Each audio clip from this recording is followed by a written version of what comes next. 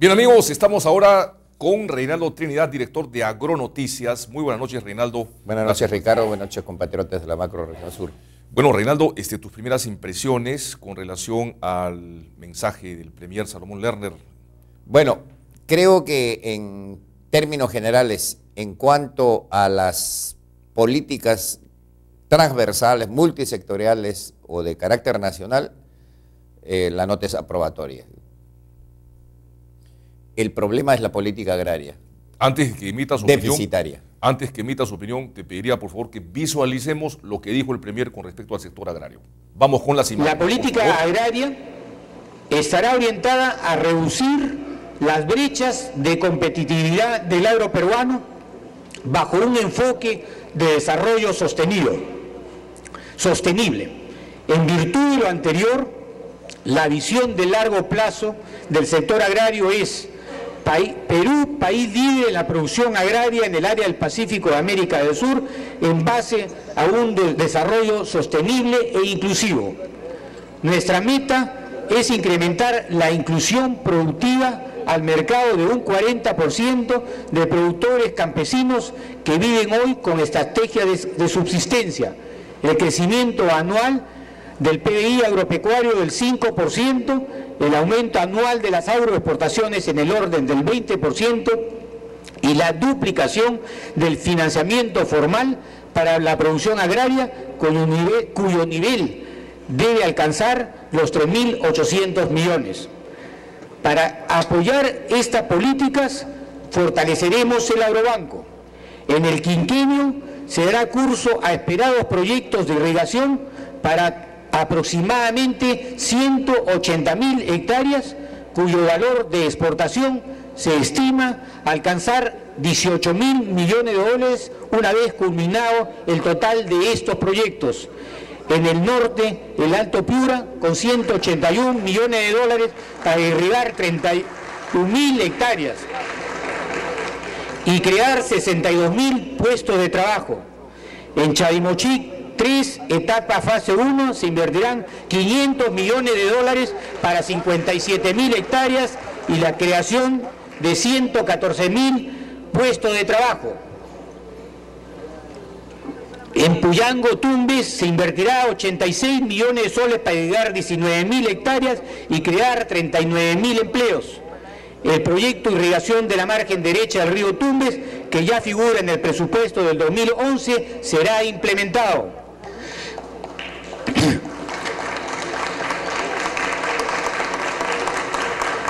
En Chinecas, segunda etapa, se invertirán 642 millones de dólares para irrigar 25.000 hectáreas, dando empleo a 51.000 agricultores. Debe recordarse que está en marcha el proyecto Olmos por 222 millones de dólares para irrigar 44.000 hectáreas y dar empleo a 82.000 peruanos. El gobierno impulsará y participará en el actual proyecto Maje-Siguas, buscando un acuerdo birregional y mutuamente benéfico para realizar este proyecto para Arequipa y Cusco. Daremos impulso a la cadena productiva de camellos sudamericanos, que incorpora a 1 millón de personas y maneja el 80% de este recurso emblemático de la nación. En 2012 realizaremos el censo agropecuario para lograr un instrumento de gestión fundamental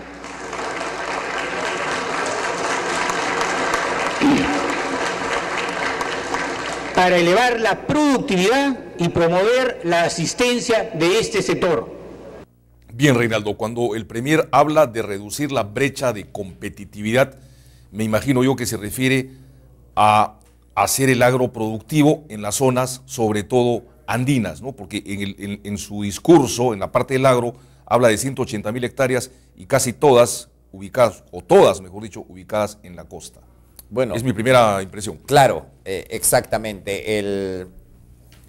En el fondo, el Premier estuvo muy bien en las políticas generales que durante el quinquenio van a beneficiar también al campo, ámbito donde está el 26% de los peruanos.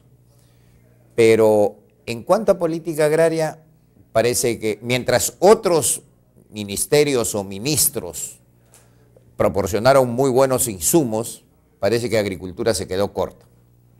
Voy a demostrar. El gran problema del agro no es la falta de competitividad, sino la falta de rentabilidad que impide la competitividad de los productores. ¿Para qué voy a ser competitivo si voy a fracasar en el mercado? Este es el gran tema.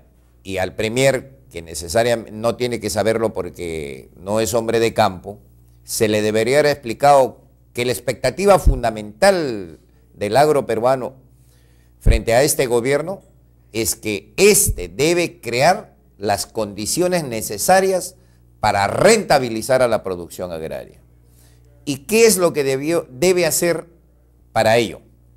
Primero, cumplir con la Constitución.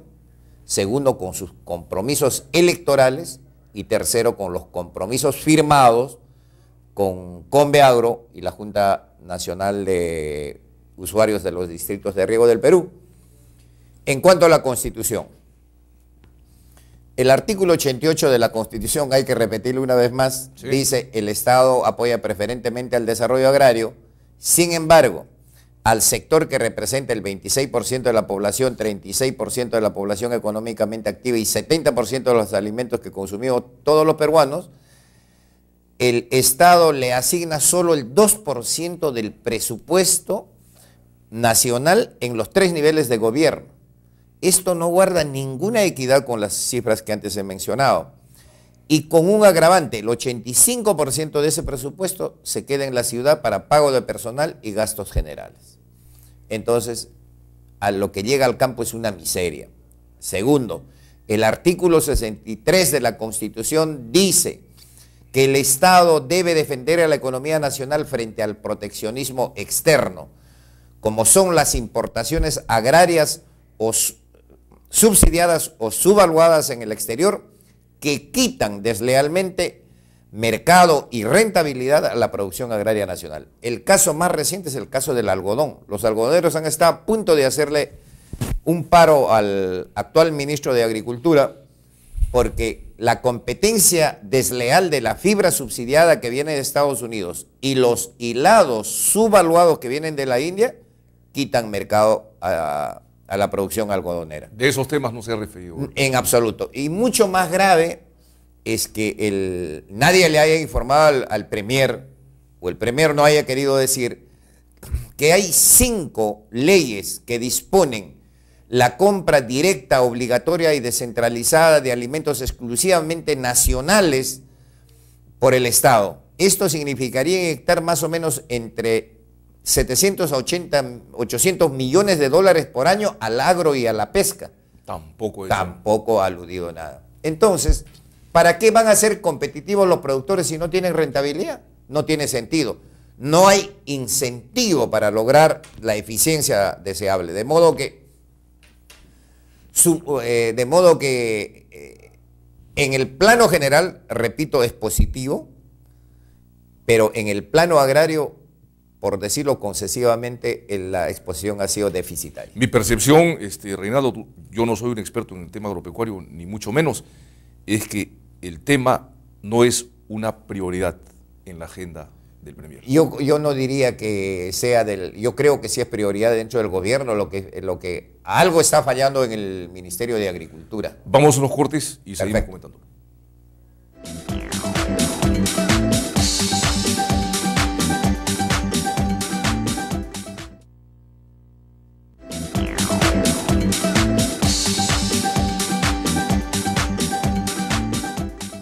Bien, continuamos con Reinaldo Trinidad. Estábamos comentando el mensaje del Premier Salomón Lerner en torno al sector agrario. Nos decía Reinaldo que, bueno, hay muchas generalidades, pero digamos en el fondo, al menos es lo que estoy interpretando yo, en el fondo, digamos, en cuanto a políticas concretas que hagan que se cumpla lo que la Constitución dice. Para el sector agrario.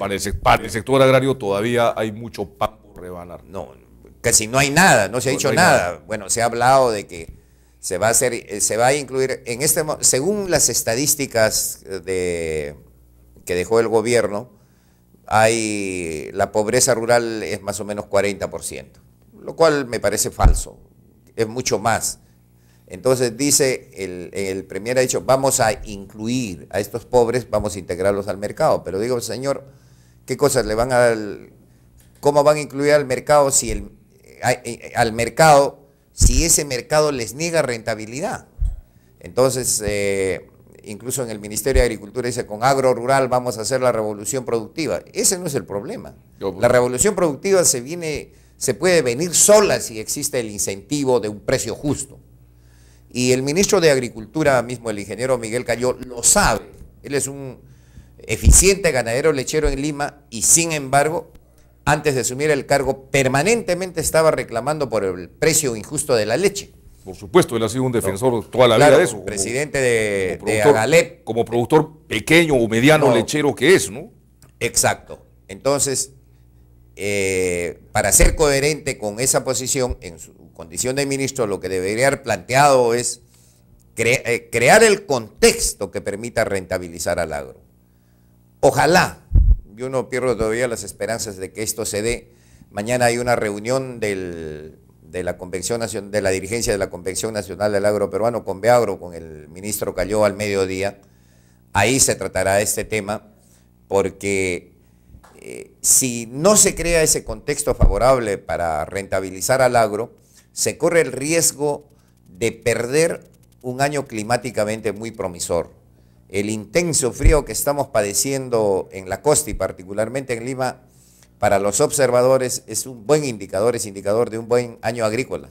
Sin embargo, si no hay un contexto favorable para la rentabilidad, ese ambiente, ese factor natural no va a poder ser aprovechado.